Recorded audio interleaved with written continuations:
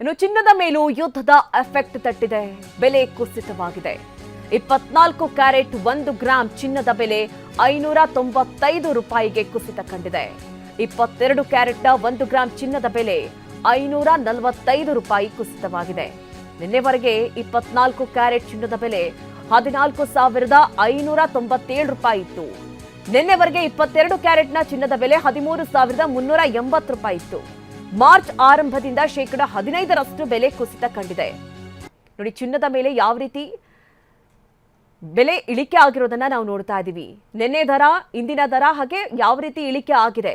24 ಕ್ಯಾರೆಟ್ನ ಚಿನ್ನ 1 ಗ್ರಾಂಗೆ ಯಾವ ರೀತಿ ಇದೆ. ಇನ್ನು 22 ಕ್ಯಾರೆಟ್ನ ಚಿನ್ನ 1 ಗ್ರಾಂಗೆ ನಿನ್ನೆಯ ದರ 13,380 ರೂಪಾಯಿ ಇತ್ತು. ಇಂದಿನ ದರ 18,835 ರೂಪಾಯಿ ಆಗಿದೆ. ಟೋಟಲ್ ಆಗಿ 545 ರೂಪಾಯಿ ಬೆಲೆ ಇಳಿಕೆ ಆಗಿದೆ. ಸಾಕಷ್ಟು ಜನ ಬಂಗಾರದ ಬೆಲೆ ತುಂಬಾ ಏರಿಕೆ ಆಗ್ತಾ ಇದೆ ಅಂತ ಹೇಳ್ತಾ ಇದ್ರು. ನೋಡಿ, 18 ಕ್ಯಾರೆಟ್ ಚಿನ್ನದ ಬೆಲೆ 1 ಗ್ರಾಂಗೆ ನಿನ್ನೆಯ ದರ 10,948 ಇತ್ತು. ಇಂದಿನ ದರ 10,502 ರೂಪಾಯಿ, ಅಂದ್ರೆ ಟೋಟಲ್ ಆಗಿ 446 ರೂಪಾಯಿಯಷ್ಟು ಇಳಿಕೆ ಕಂಡಿದೆ. ಇದು ಬಂಗಾರದಲ್ಲಿ ಆಗ್ತಾ ಇರುವಂತಹ ಕುಸಿತ. ಯುದ್ಧದ ಎಫೆಕ್ಟ್ ಬಂಗಾರದ ಬೆಲೆಯಲ್ಲೂ ಕೂಡ ಕಡಿಮೆ ಆಗುವಂತೆ ಮಾಡಿದೆ. ಈಗ 15 ದಿನಗಳಿಂದ ಒಂದ್ ರೀತಿ ಕಡಿಮೆ ಆಗ್ತಾ ಇರುವಂತದ್ದನ್ನ ನಾವು ನೋಡ್ತಾ ಇದ್ದೀವಿ. 22 ಕ್ಯಾರೆಟ್ನ ಚಿನ್ನ 1 ಗ್ರಾಮಿಗೆ 14,597 ರೂಪಾಯಿ ಇತ್ತು ಇಂದಿನ ದರ 14,002 ರೂಪಾಯಿ ಇದೆ. ಟೋಟಲ್ ಆಗಿ 595 ರೂಪಾಯಿಯಷ್ಟು ಇಳಿಕೆ ಕಂಡಿದೆ. ಹೀಗಾಗಿ ಒಂದ್ ಕಡೆ ಬಂಗಾರ ಪ್ರಿಯರಿಗೆ ಇದು ಖುಷಿ ಸುದ್ದಿ ಅಂತ ಹೇಳ್ಬೋದು. ಆದರೆ ಎಲ್ಲ ವಸ್ತುಗಳ ಮೇಲೆ ಇದರ ಪರಿಣಾಮ ಯಾವ ರೀತಿ ಬೀಳ್ತಾ ಇದೆ ಅದನ್ನ ಕೂಡ ಗಮನಿಸ್ತಾ ಇದ್ದೀವಿ. ಬೆಳ್ಳಿಯಲ್ಲೂ ಕೂಡ ಇಳಿಕೆ ಆಗಿದೆ ಅನ್ನೋದು ಗೊತ್ತಾಗ್ತಾ ಇದೆ. ಅದು ಕೂಡ 1 ಕೆಜಿ ಬೆಳ್ಳಿ 4,20,000 ರೂಪಾಯಿವರೆಗೆ ಏರಿಕೆ ಆಗಿತ್ತು. ಈಗ ಕೆಜಿ ಬೆಳ್ಳಿ 2,09,000ಕ್ಕೆ ಕುಸಿತ ಕಂಡಿದೆ. ಹೀಗಾಗಿ ಬಂಗಾರ ಮತ್ತೆ ಬೆಳ್ಳಿ ಪ್ರಿಯರು ಈಗ ಕೊಂಡ್ಕೊಳ್ಳೋದಕ್ಕೆ ಒಂದು ಒಳ್ಳೆ ದಿನ ಅಂತಾನೆ ಹೇಳ್ಬೋದು. ಯಾಕೆಂದ್ರೆ ಯುದ್ಧದ ಎಫೆಕ್ಟ್ ತಡ್ತಾ ಇರುವಂತಹ ಪರಿಣಾಮದಿಂದಾಗಿ ಭಾರಿ ಪ್ರಮಾಣದಲ್ಲಿ ಇಳಿಕೆ ಕಾಣ್ತಾ ಇರೋದನ್ನ ನಾವು ನೋಡ್ತಾ ಇದ್ದೀವಿ. ಹೀಗಾಗಿ 595 ರೂಪಾಯಿ 24 ಕ್ಯಾರೆಟ್ನ ಚಿನ್ನದ ರೇಟ್ನಲ್ಲಿ ಇಳಿಕೆ ಆಗಿರೋದನ್ನ ನಾವು ನೋಡ್ತಾ ಇದ್ದೀವಿ. ಯುದ್ಧ ಪ್ರಾರಂಭ ಆದ ದಿನದಿಂದಲೂ ಕೂಡ ಈ ರೀತಿ ಸಣ್ಣ ಪ್ರಮಾಣದಲ್ಲಿ ಇಳಿಕೆ ಕಂಡಿತ್ತು. ಈಗ ಈ ಯುದ್ಧ ಪ್ರಾರಂಭ ಆಗಿ ತಿಂಗಳುಗಳ ಆಗ್ತಾ ಇದೆ, 24ನೇ ದಿನಕ್ಕೆ ಕಾಲಿಟ್ಟಿದೆ. ಈ ಸಂದರ್ಭದಲ್ಲೂ ಕೂಡ ಬಂಗಾರದ ಬೆಲೆಯಲ್ಲಿ ಕುಸಿತ ಆಗಿರೋದನ್ನ ನಾವು ನೋಡ್ತಾ ಇದ್ದೀವಿ.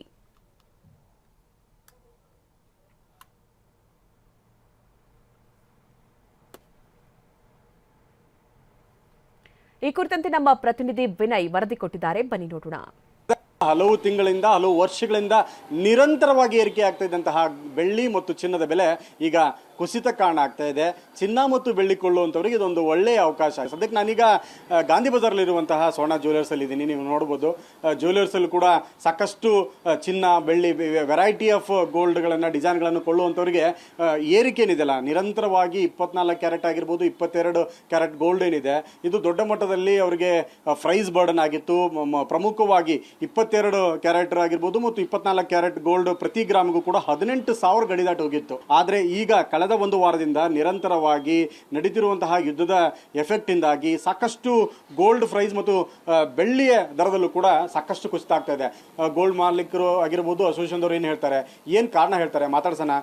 ಸರಿ, ಪ್ರಮುಖವಾಗಿ ಈಗ ಈ ರೀತಿಯಾಗಿ ಚಿನ್ನ ಮತ್ತು ಬೆಳ್ಳಿಯ ಪ್ರೈಸಲ್ಲಿ ಎಷ್ಟು ವ್ಯತ್ಯಾಸ ಆಗಿದೆ, ಎಷ್ಟು ಪ್ರೈಸ್ ಡ್ರಾಪ್ ಆಗಿದೆ, ಯಾವ ಕಾರಣಕ್ಕಾಗಿ ಥರ ಕಡಿಮೆ ಆಗ್ತಾ ಇದೆ, ಇನ್ನು ಮುಂದಿನ ದಿನಗಳಲ್ಲಿ ಎಷ್ಟು ಕಡಿಮೆ ಆಗ್ಬೋದು? ನೋಡಿ, ಇದು ಸೇಫ್ ಹ್ಯಾವನ್ ಇನ್ವೆಸ್ಟ್ಮೆಂಟ್ ಅಂತ ಯಾವಾಗ ಗೋಲ್ಡ್ ಜಾಸ್ತಿ ಆಯಿತು ಬೆಳ್ಳಿ ಕೂಡ ಹೋಯ್ತು. ಬೆಳ್ಳಿಗೆ ಸಾಕಷ್ಟು ಕಾರಣಗಳು ಕೊಟ್ಟರು. ಏನು ಸೋಲಾರ್ ಪ್ಯಾನಲ್ಸ್ ಬೇಕು, ಆರ್ಟಿಫಿಷಿಯಲ್ ಇಂಟೆಲಿಜೆನ್ಸ್ ಬೇಕು, ಮತ್ತು ಇದಕ್ಕೆ ಎಲೆಕ್ಟ್ರಿಕ್ ವೆಹಿಕಲ್ಸ್ಗೆಲ್ಲ ಬೇಕು ಅಂತ.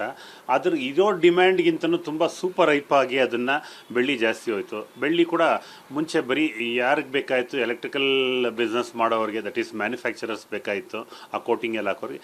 ಕೊನೆಗೆ ಏನಾಯಿತು ಅಂದರೆ ಚಿನ್ನನೂ ಬೆಳ್ಳಿ ಜಾಸ್ತಿ ಆದಾಗ ಬೆಳ್ಳಿನೂ ಜಾಸ್ತಿ ಆಗುತ್ತೆ ಅಂತ ಬೆಳ್ಳಿ 4,15,000 20,000 ಕೊಟ್ಟರೂ ದುಡ್ಡು ಬೆಳ್ಳಿ ಸಿಗ್ತಾ ಇರಲಿಲ್ಲ. ಇವತ್ತು ಬೆಳ್ಳಿ 2,09,000 ಚಿಲ್ಲರೆಗೆ ಬಂದಿದೆ. ಪ್ರೆಸೆಂಟ್ ಪ್ರೈಸ್ ತೋರಿಸ್ತೀರಾ, ಏನಿದೆ ಪ್ರೆಸೆಂಟ್ ಪ್ರೈಸ್ ಇವತ್ತು, ಎಷ್ಟು ವ್ಯತ್ಯಾಸ ಆಗಿದೆ ಈ ಪ್ರೈಸ್ ಅಲ್ಲಿ ಅಂತ?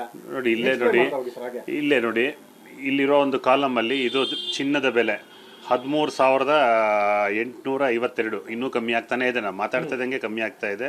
ಬೆಳ್ಳಿ 2,09,800 ರೂಪಾಯಿ. ಈ ಥರ ಕಮ್ಮಿ ಆಗ್ತಾ ಇದೆ. ಈ ಕಾರಣ ನಾನು ಹೇಳ್ದಂಗೆ ಅಮೆರಿಕ ಫೆಡ್ ಇಂಟ್ರೆಸ್ಟು ಅಲ್ಲಿ ಬೆಳೀತಾ ಇದೆ. ಇವಾಗ ಅವ್ರ ದುಡ್ಡಿಗೆ ಇಂಟ್ರೆಸ್ಟ್ ಬರ್ತಾ ಇದೆ. ಅವ್ರಿಗೆಲ್ಲ ಕುತೂಹಲ ಚಿನ್ನ ಬೆಳ್ಳಿ ಮೇಲೆ ಕಮ್ಮಿ ಆಯ್ತು ಇವಾಗ.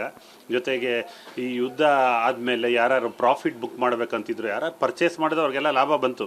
ಆ ಲಾಭ ಬಂದಲ್ಲಿ ಏನು ಮಾಡ್ತಾರೆ, ಇನ್ನು ಇಟ್ಕೊಂಡ್ರೆ ಆಗಲ್ಲ, ಇದ್ರ ಬಂದಿದ್ದು ಲಾಭ ನೋಡ್ಬೇಡ ಅಂತ ಈವನ್ ಶೇರ್ ಮಾರ್ಕೆಟಲ್ಲಿ ಇವಾಗ ಏನೇನು ಅವ್ರ ನಷ್ಟ ಆಗ್ತಾ ಇದೆ ಅದು ರಿಕವರಿ ಮೋಡ್ಗೆ ಇದೆಲ್ಲ ಮಾರ್ತಾ ಇದ್ದಾರೆ. ಬೆಳ್ಳಿಗಂತೂ ಇದೊಂದು ಸುವರ್ಣ ಅವಕಾಶ. ಯಾಕೆಂದರೆ ಇಮ್ಯಾಜಿನ್ ಮಾಡಿ, 4 ತಿಂಗಳಿಂದ 4 ಲಕ್ಷ ಚಿಲ್ಲರೆ, ಇವತ್ತು 2 ಲಕ್ಷ ಚಿಲ್ಲರೆ. ಇವಾಗ ಭಾರಿ ಡಿಫ್ರೆನ್ಸ್ ಆಗಿದೆ. ಇದೆಲ್ಲ ಜಿಯೋ ಪೊಲಿಟಿಕಲ್ ಕಾರಣಗಳಿಂದ ಜಾಸ್ತಿ ಆಯ್ತು ಹೊರತು ಇನ್ನೇನು ಮದುವೆಗಳು ಜಾಸ್ತಿ, ಜನ ಬೆಳ್ಳಿ ಜಾಸ್ತಿ ತಗೊಂತಿದ್ದಾರೆ, ಒಡವೆಗಳು ಜಾಸ್ತಿ ಯೂಸ್ ಮಾಡ್ತಾ ಇದ್ದಾರೆ ಅಂತ. ಸುರಕ್ಷಿತ ಮಾನದಂಡಕ್ಕೆ ಮತ್ತು ರಕ್ಷಣೆಗಾಗಿ ಗೋಲ್ಡ್ ಅನ್ನು ಇನ್ವೆಸ್ಟ್ ಮಾಡೋರ ಸಂಖ್ಯೆಯಿಂದ ಗೋಲ್ಡ್ ಪ್ರೈಸ್ ಏರಿಕೆ ಆಗಿತ್ತಲ್ವ ಸರ್? ಖಂಡಿತ ನೋಡಿ, ಯಾವಾಗ ಗೋಲ್ಡ್ ನಾವು ಯಾವಾಗ ಹೇಳ್ತೀವಿ ಫೈನಲ್ ಆಗಿ ಯಾವತ್ತಿದ್ರೂ ಆನ್ ದಿ ಲಾಂಗ್ ಟರ್ಮ್ ಅಲ್ಲಿ ಜಾಸ್ತಿನೇ ಆಗುತ್ತೆ. ಏನು ಅಂದ್ರೆ ಗ್ರಾಹಕರು ಏನು ಮಾಡಬೇಕು, ಎಷ್ಟು ಬೇಕೋ ಅಷ್ಟು ತಗೊಂಡು ಸ್ಮಾಲ್ ಇನ್ವೆಸ್ಟ್ಮೆಂಟ್ಸ್ ಅಲ್ಲೇ ಬೆಳೆಸಬೇಕಾಗತ್ತೆ. ತುಂಬ ಜನ ಸಾಲ ಮಾಡಿ ತಗೊಂಡು ಅವರೆಲ್ಲ ಕಳ್ಕೊಂಡಿದ್ದಾರೆ. ಬೆಳ್ಳಿನಲ್ಲೂ ತುಂಬ ಜನ ಇನ್ನೂ 10 ಲಕ್ಷಕ್ಕೆ ಹೋಗುತ್ತೆ, ಅದು ಇದು ಅವರು ಇವರು ಮಾತು ಕೇಳಿಕೊಂಡು, ಯಾರು ಎಕ್ಸ್ಪರ್ಟ್ಸ್ ಮಾತು ಕೇಳಿಕೊಂಡು ಬೇಡದಿರೋ ಕೆಲಸ ಎಲ್ಲ ಮಾಡ್ಕೊಂಡವ್ರಿಗೆಲ್ಲ ಕಳ್ಕೊಂಡಿದ್ದಾರೆ. ಇವಾಗ ಈ ಕಮ್ಮಿ ಆಗೋವಾಗ ಇನ್ನೊಂದು ಸನ್ನಿವೇಶ ನೋಡಿ, ನಮ್ಮ ಗ್ರಾಹಕರು ನಾವು ಕಮ್ಮಿ ಆಗ್ತಾರೆ, ಇನ್ನೂ ತಡೀರಿ ಇನ್ನೂ ಕಮ್ಮಿ ಆಗತ್ತಂತೆ, ಇನ್ನೂ ಕಮ್ಮಿ ಆಗತ್ತೆ ಅಂತಾರೆ. ಹೌದು, ಗ್ರಾಹಕರು ಇನ್ನೂ 2 ದಿನ 5 ದಿನ ಜೀರ್ಣ ಮಾಡ್ಕೊಳೋ ಶಕ್ತಿ ಬೇಕು ಅವ್ರಿಗೆ.